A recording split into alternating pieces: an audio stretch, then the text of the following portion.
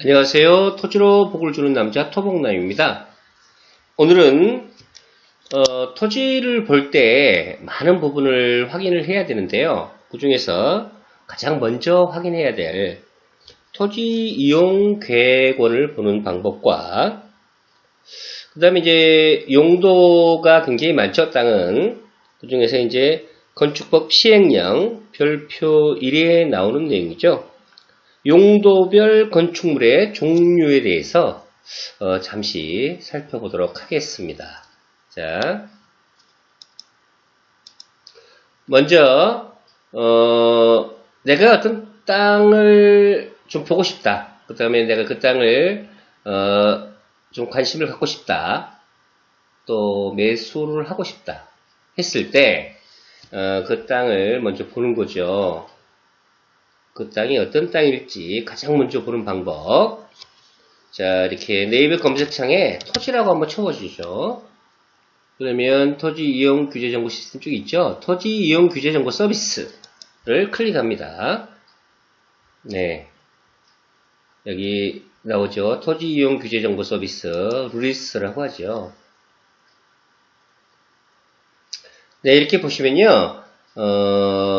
토지 이용 규제 정보 서비스 해서 행위 제한 정보 쭉 있는데요. 먼저 이제 내가 보고자 하는, 알고자 하는 토지의 지번을 쭉 놓죠. 자, 그러면 임의로 제가 설명을 위해서 넣어보겠습니다. 경기도 안성시. 자, 보실까요? 고산면. 네, 월양리 토지를 한번 보겠습니다.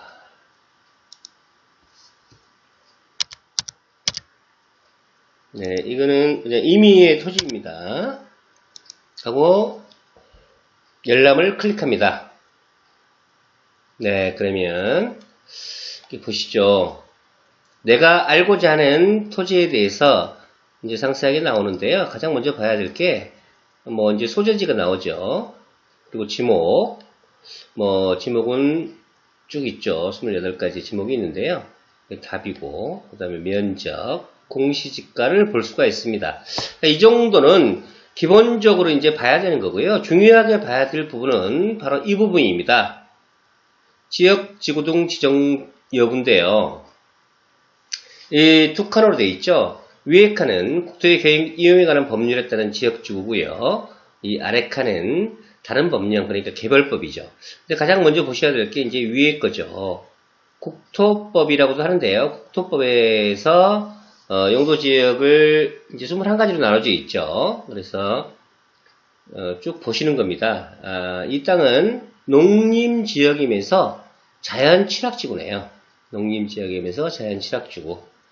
그 다음에 그 아래쪽에 보시면 이제 가축사육 제한 구역, 그 다음에 농업보호구역, 성장관리 권역이 되겠습니다. 이런 개별법에 해당되는 내용들입니다. 이런 땅들은요. 자, 그래서 내가 이 땅을 보면서 농림지역에서는 뭘 할 수 있지? 볼 수 있죠. 또 자연취락지구는 뭐지? 이렇게 볼 수 있습니다. 볼 수 있고요. 일반적으로 이제 농림지역 같은 경우는 행위가 많이 좀 제한이 돼 있죠. 제한이 돼 있는데 한번 보시겠습니다. 이 땅은 농림지역이면서 용도지구가 자연취락지구입니다. 자, 이런 땅을 볼 때는 기본을 보지 말고요. 이제 보기 방법에 통합이라고 있습니다. 이걸 딱 눌러보면요. 네. 이렇게 이제 알기 쉬운 규제 정보 해서 이렇게 나옵니다. 물론 이게 100% 정확한 건 아닙니다. 그래서 이렇게 나와 있죠. 국토의 계획 및 이용에 관한 법률, 경기도 안성시 도시계획조례를 기준으로 작성했다. 근데 참고 자료로만 활용 가능하다. 이렇게 되어 있습니다. 그래서 보다 정확한 것은 해당 지자체에 이제 정확하게 건축가라든가 이런 데 정확하게 물어봐야 되고요. 보다 더 정확한 것은 허가를 넣어봐야 됩니다. 건축 허가를 좀 넣어봐야 100% 정확하죠. 그러나 대략적인 윤곽을 잡을 수 있기 때문에 이렇게 확인을 할 수가 있습니다. 내가 어떤 용도로 그 땅을 구입을 하려고 했을 때 그 땅에서 어떤 행위가 가능하고 어떤 행위가 가능하지 않는지 정도는 사전에 파악할 수 있다는 이야기죠. 자, 그럼 보실까요? 자, 지금 이 땅은 농림지역이면서 자연취락지구, 다시 말해서 용도지역은 농림지역인데 용도지구가 자연취락지구입니다. 그리고 개발 변경에 따라서 농업보호구역이죠. 농지법상 농업진흥구역과 농업보호구역이 있는데 예전 그 용어로는요. 농업진흥구역은 절대농지고 농업보호구역은 상대농지입니다. 자, 이랬을 때 자, 농림지역에서 행위가 가능한 것 여기 지금 나오죠. 지역 지구별 행위 제한 정보 여기 단독주택부터 쭉 이렇게 나오는데요. 일종 근생 쭉 나오는데 이거는 건축법 시행령 별표 1에 나오는 그 용도별 건축물의 종류입니다. 잠시 후에 이 부분도 잠깐 좀 설명을 드리도록 하겠습니다. 그렇게 보니까 농림지역에서는 단독주택은 될 수도 있고 안 될 수도 있다. 세모죠. 눌러보겠습니다. 자, 보니까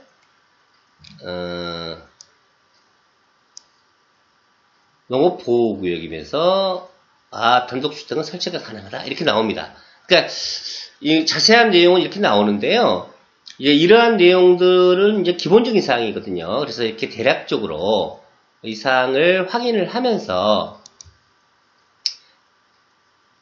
검토해 볼 수 있다는 거죠.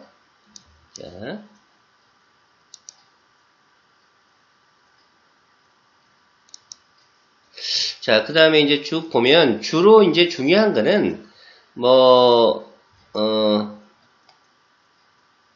단독주택이나 이런 것도 있지만요. 주로 이제 중요한 거는 근생이죠. 내가 어떤 땅을 매입하려고 했을 때, 이곳은 카페가 가능할까? 가든은 가능할까? 뭐 이런 것들 있잖아요. 그런데 가능한 곳이 있고 가능하지 않는 곳이 있습니다.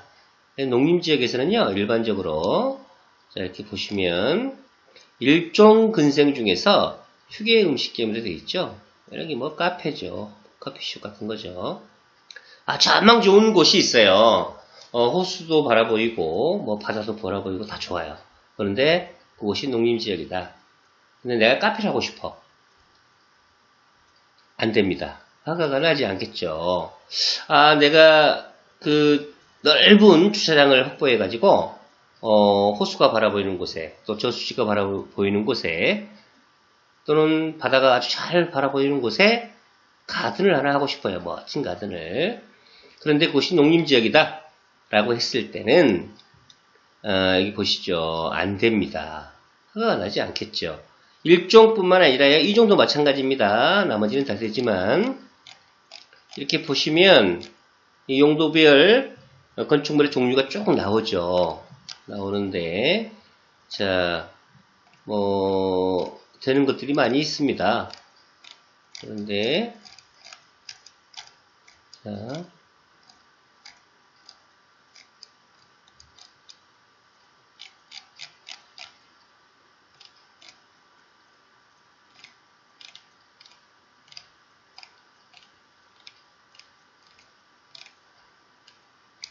네, 이종 근생도 이렇게 보시면요.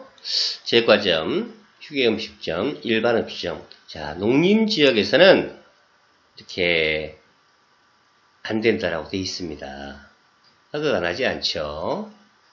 자, 그런데 오늘 제가 여기서 중요하게 설명드릴 부분이 있습니다. 자, 용도지역이 농림지역일 때는 이렇게 안 되는 부분이 있지만 해당 용도지역의 용도지구가 자연취락지구다. 자, 자연취락지구가 뭘까요? 개발 제한 구역 외의 취락을 정비하기 위한 지구다. 이렇게 되어 있습니다. 자연취락지구로 이렇게 지정이 되어 있을 경우에는 용도지역상 농림지역이었을 때는 행위 제한이 되는 부분들이 이렇게 가능합니다. 자, 보시죠. 이종근생, 제과점, 휴게음식점, 일반 음식점이 농림지역에 있을 때는 자 허가가 나지 않는 걸로 되어 있죠. 그런데 자연취락주구일 경우에는 다 되는 걸로 되어 있습니다. 자, 이해되십니까? 자, 그러니까 용도지역은 중복 지정이 안 되죠. 그렇지만 용도지역에 농림지역인 용도지역에 자 자연취락지구라고 하는 용도지구가 지정이 되면 농림지역에서는 행위 허가가 되지 않은 부분들이 이렇게 취락주구에서 가능하다라는 겁니다. 자, 이런 것들을 잘 볼 수 있어야 어떤 땅을 봤을 때 내가 찾고자 하는 그 용도를 제대로 찾을 수가 있고요. 그리고 거기에 맞는 어떤 행위들을 할 수가 있다는 겁니다. 네, 하나 더 보시죠. 자, 이번에는요, 좀 특별한 것을 한번 보겠습니다. 경기도, 네, 안성시.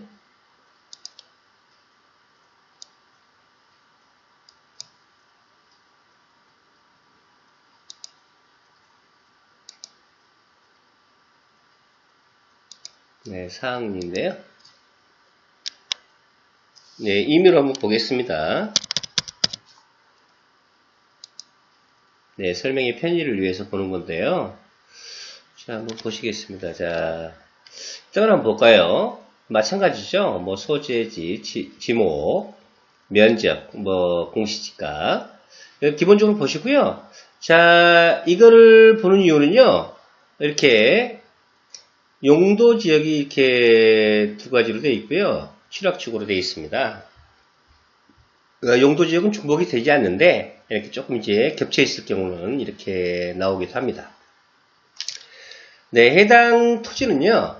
보존관리지역, 그 다음에 생산관리지역, 자연취락주구 이렇게 되어 있습니다. 그러면 일반적으로 봤을 때 보존관리지역에서 행위가 가능한 것이 있을 것이고요. 생산관리지역에서 가능한 것 있겠죠. 또 가능하지 않은 곳이 있을 겁니다. 그런데 자연취락지구가 이렇게 지정이 됐을 때 또 달라집니다.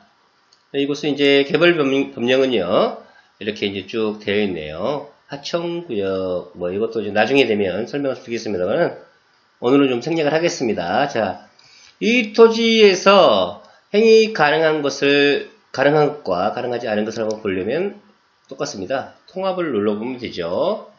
보기 방법에서. 자, 보시면요. 네, 이렇게 쭉 나와 있습니다. 자, 자, 보존관리지역에서 되는 것, 되지 않은 것. 생산관리지역에서 되는 것, 되지 않은 것. 그리고 자연취락주구 이렇게 나와 있습니다. 자, 그래서 땅을 볼 때, 보다 구체적인 것은 이제, 넣어봐야 알겠지만, 기본적으로 이렇게 확인할 수 있다는 겁니다. 이 정도는 알고 내가 그 토지를 접해야 보다 효율적으로 이렇게 선택할 수 있겠죠. 자, 보시면요. 다른 거는 뭐 일반적으로 쭉 이렇게 보시면 됩니다. 그런데 이제 이런 땅들을 구하려고 하시는 분들이 대부분 뭐 이제 카페, 가든, 뭐 식당, 뭐 이런 게 가능한지 안 한지 이런 걸 많이 봅니다. 그런데요, 보존관리지역이나 생산관리지역에서는요, 여기 보시죠. 일종 근생 중에서 휴게음식점, 제과점 안 된다. 이렇게 돼 있죠. 카페, 가든 안 되는데, 이렇게 자연취락지구가 있을 경우는요, 지정이 됐을 경우는 되는 곳으로 되어 있습니다. 이런 것들을 잘 볼 수 있어야 좋은 땅을 구할 수 있죠. 자, 쭉 내려보시면요, 자, 이종근생에서도 마찬가지입니다. 이종근생. 자, 휴게음식점, 일반 음식점. 보존관리지역과 생산관리지역일 때는, 자, 허가가 나지 않지만, 자연취락지구로 이렇게 지정이 되어 있을 경우는 가능하다. 이렇게 나옵니다. 자, 이해되시죠? 그래서, 어떤 토지를 내가, 먼저 보기 전에, 이 토지이용 계획원을 보면요. 이렇게, 행위 제한에 대한 자세한 내용이 나오기 때문에 사전적인 그 정보를 이렇게 취득할 수가 있겠죠. 자, 그러면 이제 용도별 그 건축물의 종류를 잠깐 보겠습니다. 자, 이거 제 블로그인데요. 복드림 평택 아우름이라고 되어 있네요. 좀 새삼스럽습니다. 자, 이거 작년 11월 달에 제가 포스팅한 내용입니다. 토지이용 계획 확인 시 반드시 검토해야 할 지역 지구별 행위 제한 정보와 건축법 시행령 별표 1 용도별 건축물의 종류 이렇게 되어 있습니다. 자, 뭐 설명했던 거니까 생략을 하고요. 건축법 시행령 별표 1을 잠깐만 보면요. 굉장히 많죠. 이게 29가지가 됩니다. 단독주택부터 쭉 나옵니다. 단독주택이란 뭔가 제가 설명을 별도로 드리진 않겠습니다. 인터넷에 뭐 건축법 시행령 별표 1만 쳐봐도 다 나옵니다. 자, 공동주택 이렇게 나오죠. 그 다음에 일종 근린생활시설 이렇게 쭉 나옵니다. 일종 근린생활시설이 면적과 규모에 따라서 어떻게 이렇게 규정이 되는지 쭉 나오고요. 이종 근린생활 이렇게 나오죠. 그 다음에 이제 문화 및 집회시설도 있고요. 뭐 종교시설도 있습니다. 판매시설 이렇게 있고요. 운수시설, 의료시설, 교육연구시설 이렇게 해가지고요. 쭉 29가지 이렇게 나오는데요. 제가 이거를 설명드리는 이유는요. 내가 어떤 땅을 구입하고자 하는 목적을 분명히 하는 게 좋다. 이렇게 보여지거든요. 그래서 그 땅을 제가 봤을 때 행위가 가능한 게 있고 가능하지 않은 곳이 있기 때문에 그럴 때는 이렇게 토지이용 규제 서비스를 검색을 하셔가지고 그 땅이 국토의 계획 및 이용에 관한 법률상 어떤 용도 지역을 가지고 있는지 또는 어떤 용도 지구가 지정이 되어 있는지 이걸 보시고요. 여기에서 행위 가능한 부분들을 먼저 살펴보시고 그 다음에 개별법에 따른 어떤 행위 제한들을 보셔야만이 그 땅을 구입의 목적에 따라서 잘 구입하실 수 있다 이렇게 여겨집니다. 네, 오늘은 좀 두서없이 설명을 드렸습니다만은 땅을 보실 때 좀 더 정확하게 보시고 확실하게 보실 수 있도록 제가 토지이용 규제 서비스와 그 다음에 건축법 시행령 별표 1에 나오는 용도별 건축물의 종류에 대해서 잠시 설명을 드렸습니다. 감사합니다.